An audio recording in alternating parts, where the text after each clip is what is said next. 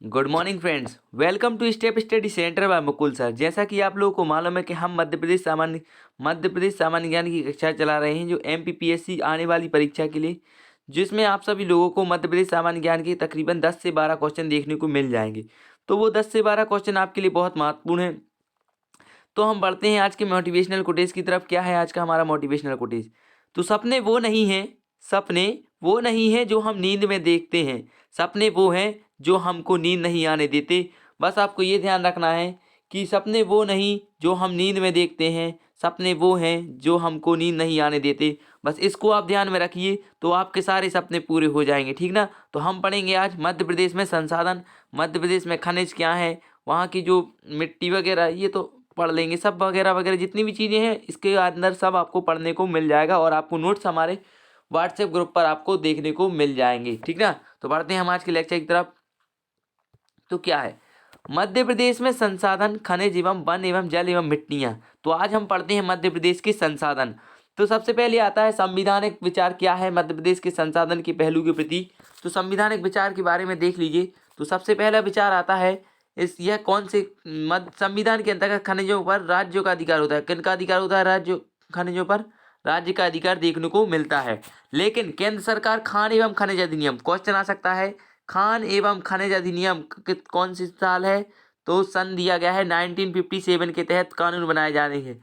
अब इसके बाद कब कब इसमें संशोधन किया गया है? तो एक बार किया गया था 1972 पहली बार, दूसरी बार किया गया था 1986, फिर तीसरी बार किया गया था 1999, ठीक ना। ये तीनों जो संशोधन किए गए हैं, कॉन्स्टिट्यूशनल अमेंडमेंट बिल जो बनाए गए हैं, अमेंडमेंट किया गया है। तो कितनी कब किया गया? 1972, 1986 और 1999 में आपको संशोधन देखने को मिल जाएंगे। तो मध्य प्रदेश में खनिज गति 1995 में घोषित की गई थी। क्वेश्चन आ सकता है मध्य प्रदेश में खनिज गति कब घोषित की गई थी? तो 1995 में। और राज्य शासन ने गौण खनिज अधिनियम 1966 को प्रभावशील किया। कब किया? गौण खनिज अधिनियम कब हुआ, ये पूछा जा सकता है। क्वेश्चन आएगा आपको मध्य प्रदेश में गौण खनिज अधिनियम कब लागू हुआ? तो 1966 को प्रभावशील हुआ।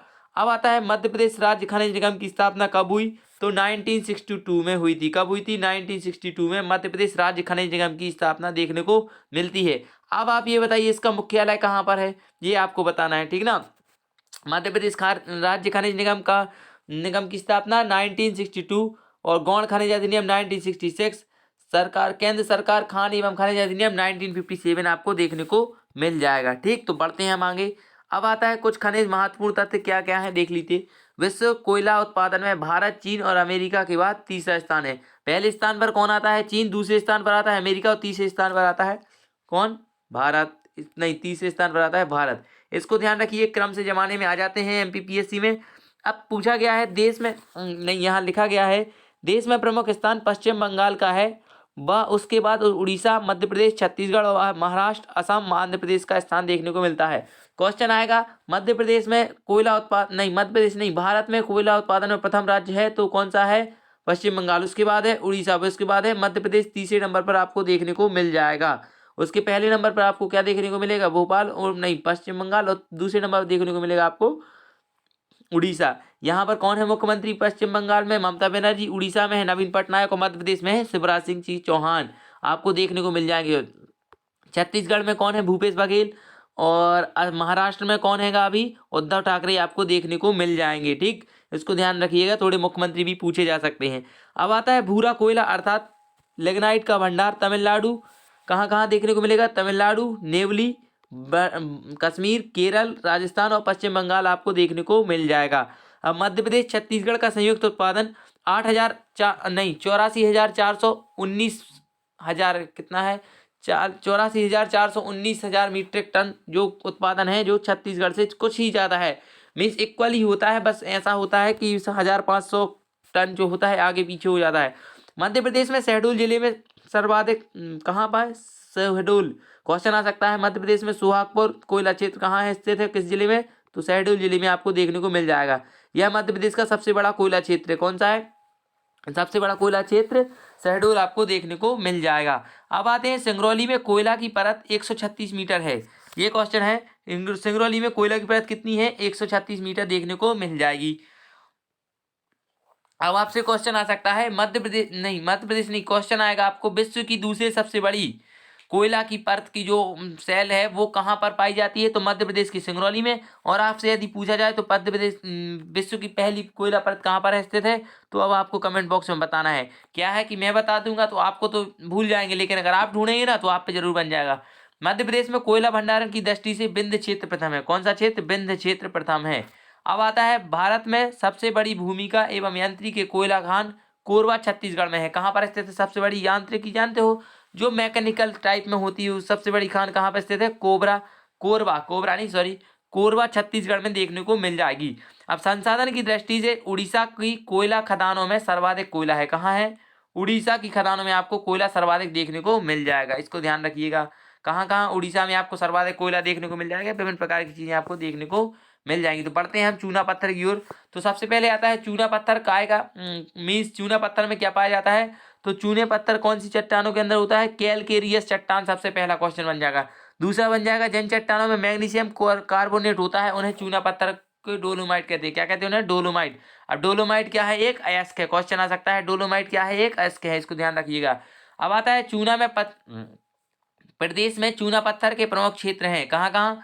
कटनी, मोड़वारा, कैमूर सीमेंट की खदान है जहाँ पर, और ये थोड़ा गलत टाइप, इसको छोड़ दीजिए। खलवारा विंध्य युग की चट्टानें ग्वालियर, मुरैना, खरगोन, झाबुआ, धार चूना पत्थर के भंडार देखने को मिल जाएंगे। ठीक ना। अब आते हैं प्रदेश में बानमोर। कहाँ? बानमोर कैमूर कटनी में सीमेंट के कारखाने के कारण चूने का पत्थर का उत्पादन बढ़ रहा है। काहे के कारण? जो कैमूर और कटनी में सीमेंट के कारखाने बहुत ज़्यादा हैं। सीमेंट का आपने अगर फॉर्मूला पढ़ा होगा तो उसमें आपको मालूम है कि चूने का प्रयोग किया जाता है। उसके कारण यहाँ पर क्या हो रहा है? चूने का उत्पादन बढ़ रहा है, क्योंकि सीमेंट तो जब ही बनेगी ना जब चूना होगा। ठीक ना, इसको ध्यान में रखना थोड़ा। अब बढ़िए आगे, सॉरी 2 मिनट, हाँ बढ़िए। अब आते हैं तांबा पर। तो सबसे पहला क्वेश्चन बन जाएगा आपका तांबा की मध्य प्रदेश में तांबा किस तहसील में उत्पादित किया जाता है, तो बेहर तहसील। कौन सी तहसील है? बेहर। कहाँ है? बालाघाट में है। कितनी यहाँ कहाँ पर है? मलाजखंड। कहाँ? मलाजखंड। इसकी लंबाई है 170 मीटर लंबी और 20 मीटर चौड़ी देखने को मिल जाएगी। अब आती है उच्च कोटि के तांबे के भंडार भी यहाँ पे आपको देखने को मिल जाएंगे। विश्व की सर्वाधिक तांबा कहाँ उत्पादित किया जाता है? क्वेश्चन आ सकता है। तो चिली में विश्व का सर्वाधिक तांबा उत्पादन किया जाता है। लेकिन 1999 में यूगोस्लाविया प्रथम स्थान प्राप्त कर चुका है। कब? जैसे आपको मालूम है पहले अरब था, अब क्या हो गया है? वियतनाम नहीं, वेनेजुएला हो गया है तेल उत्पादन में। उसी प्रकार पहले कौन था? चिली। अब कौन हो गया है वर्तमान में? यूगोस्लाविया आपको नंबर 1 पर देखने को मिल जाएगा। देश में सर्वाधिक तांबा का उत्पादन झारखंड की शिवभूमि। कहाँ? झारखंड की शिवभूमि, मध्य प्रदेश के बालाघाट, राजस्थान झुंझुनू अलवर, ये तीनों चारों जो है झुंझुनू अलवर और खेतड़ी, मिटा देते हैं 2 मिनट। हाँ, ये आपको यहाँ देख रहे होंगे राजस्थान झुंझुनू अलवर खेतड़ी, ये कहाँ है? तीनों कहाँ पर स्थित है? राजस्थान में देखने को आपको मिल जाएंगी। और मध्य प्रदेश में देश का कुल 22% कोयला उत्पादित किया जाता है। कितना प्रतिशत? 22% कोयला उत्पादन आपको देखने को मिल जाएगा। और मध्य प्रदेश की दृष्टि से, मूल्य की दृष्टि से इसका तीसरा स्थान है। कौन सा स्थान है? तीसरा स्थान आपको इसको देखने को मिल जाएगा। ठीक ना। तो बढ़ते हैं हम आगे तरफ। अब आते हैं, ये थोड़ा 2 मिनट, इसको हम सही कर दें आपके लिए।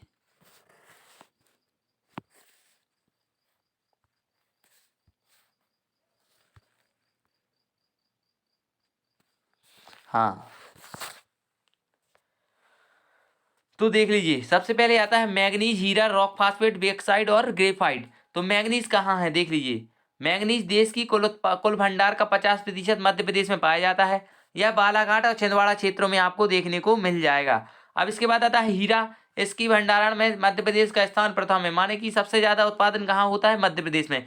यह पन्ना जिले की मंगवा तथा कोठारिया खानों सतना तक गई हैं। जो पन्ना में भगेन नदी, क्वेश्चन आ जाएगा आपको, मध्य प्रदेश की किस नदी में हीरे का उत्पादन होता है या हीरे को किया जाता है? तो भगेन नदी द्वारा बनाए गए ढेर में रामखिरिया स्थान। कहाँ पर? रामखिरिया स्थान। ये भी क्वेश्चन ध्यान में रखना, किस स्थान पर? रामखिरिया स्थान पर से हीरा प्राप्त किया जाता है। राक फास्फेट इटकी भंडारण में प्रदेश का प्रथम स्थान है। कैसा?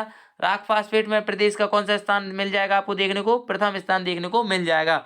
और झाबुआ में इसकी विशाल भंडार भी आपको देखने को मिल जाएंगे। झाबुआ जो मध्य प्रदेश में स्थित है। खरगोन जिले छतरपुर और आदि में भी आपको इसके भंडार देखने को मिल जाएंगे। अब आता है बॉक्साइट। बॉक्साइट का है इसके, एल्यूमिनियम का है, एल्यूमिनियम है जो बॉक्साइट का है इसके, ठीक ना, ध्यान रखना। इसके उपरांत खासा नुकसान देखने को मिल रहा है, ये छोड़ दीजिए इतना, ये तो थोड़ा लिखवा दिया है आपके लिए, लेकिन शहडोल, जबलपुर, मंडला, ये तीनों आपको जिले याद करने हैं, ठीक।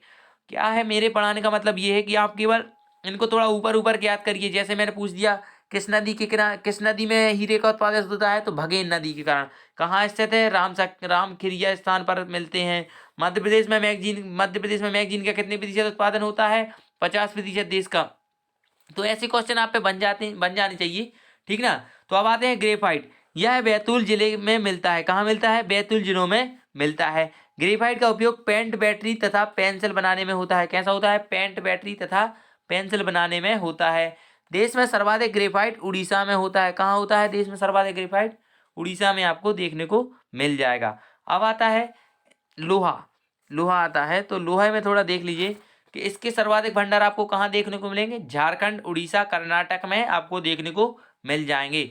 मध्य प्रदेश में प्रमुख रूप से जबलपुर में होता है और अन्य क्षेत्र विदिशा, उज्जैन, शाजापुर, धार, झाबुआ आदि देखने को मिल जाएगा।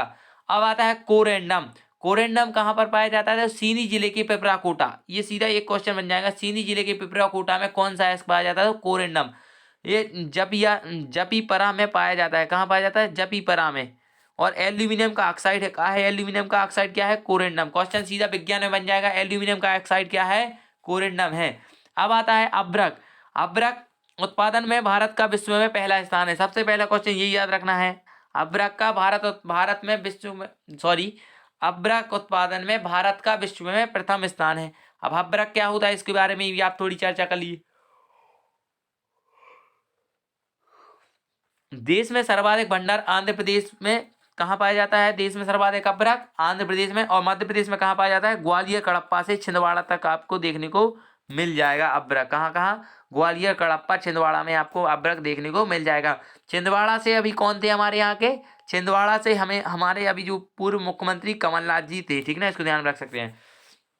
अब आता है सीसा, संगमरमर, fire clay, feldspar, soap stone, gypsum, गेरू, डोलोमाइट क्या होता है, तो सीसा, दतिया, झाबुआ, शिवपुरी प्रमुख उत्पादक क्षेत्र हैं। संगमरमर जबलपुर का, देखिए अच्छे से देख जाइए, थोड़ी आईएमपी थॉट है। अब आता है क्वेश्चन, सफेद संगमरमर कहाँ पाया जाता है, तो जबलपुर में। लाल संगमरमर कहाँ पाया जाता है, तो ग्वालियर में। और हरा संगमरमर कहाँ पाया जाता है, तो छिंदवाड़ा वगैरह में आपको देखने को मिल जाएगा, ठीक ना। इसको ध्यान रखिए, क्योंकि सबको सफेद संगमरमर तो सबको मालूम है कि जबलपुर में पाया जाता है, लेकिन लाल संगमरमर कहाँ पाया जाता है ये किसी को नहीं मालूम, तो मैंने आपको ये बता दिया। फायर किले कहाँ पाया जाता है, तो नरसिंहपुर जिले में, साली चौका, जबलपुर, शहडोल व पन्ना में देखने को मिल जाएगा। अब आता है फेल्सपार, जबलपुर, छिंदवाड़ा, शहडोल में आपको देखने को मिल जाएगा। एस्बेस्टस मुख्यतः कहाँ पाया जाता है, झाबुआ में। सीधा क्वेश्चन बन जाएगा, एस्बेस्टस मुख्यतः कहाँ, किस जिले में पाया जाता है, तो झाबुआ जिले में पाया जाता है। अब आता है सोप स्टोन। क्या आता है, सोप स्टोन क्या है, तो सोप स्टोन, 2 मिनट, हाँ। अब आपको देखने को मिल जाएगा सोप स्टोन। तो सोप स्टोन को कहते हैं टॉल्क। क्या कहते हैं, सबसे पहले तो यह ध्यान रखना है, टॉल्क कहते हैं, टॉल्क। क्या कहते हैं इसको, टॉल्क। ये मिटा दे, 2 मिनट, गलत लिखा गया। अब देखिए सही, ये कहलाता है, क्या कहलाता है, टॉल्क। टॉकले लिखा गया, अरे यार सॉरी, क्या लिखा गया ना है, टॉल्क लिखना है। 2 मिनट, फिर से मिटा दे रहे, अरे अब सही हुआ, हाँ ये सही है, टॉल्क है। तो अब आता है टॉल्क। टॉल्क में क्या होता है कि यह स्टीएटाइड, स्टीएटाइड क्या लगा, स्टीएटाइड सेलखेड़ी, स्टीएटाइड सेलखेड़ी के नाम से भी इसको जाना जाता है। यह कहाँ कहाँ पाया जाता है, तो जबलपुर, भेड़ाघाट और नर्मदा घाटी से प्राप्त आपको देखने को मिल जाएगा। अब आते हैं गेरू पर। गेरू के भंडार कहाँ कहाँ देखने को मिलेंगे आपको, उसको देख लीजिए।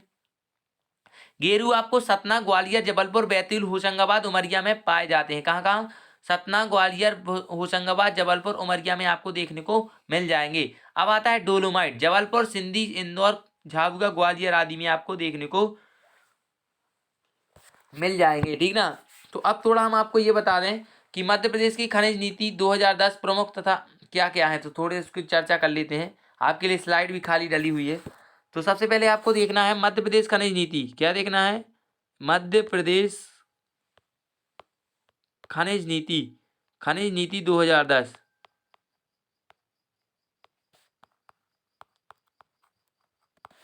2010, ठीक ना। तो इसका सब चलो ये हम कल पढ़ा देंगे आपको, सीधा इसका एक लेक्चर ही बना देंगे, ठीक ना। इसको आप डाउट मत रखिए, इसको कल आप लेक्चर ही देख लेना सीधा, ठीक। तो यही था हमारा आज का अच्छा डिस्कशन। अगर आपको अच्छा लगा तो इसको लाइक कर दीजिए, शेयर कर दीजिए, सब्सक्राइब कर दीजिए। मिलते हैं फिर नेक्स्ट लेक्चर में। थैंक यू, जय हिंद।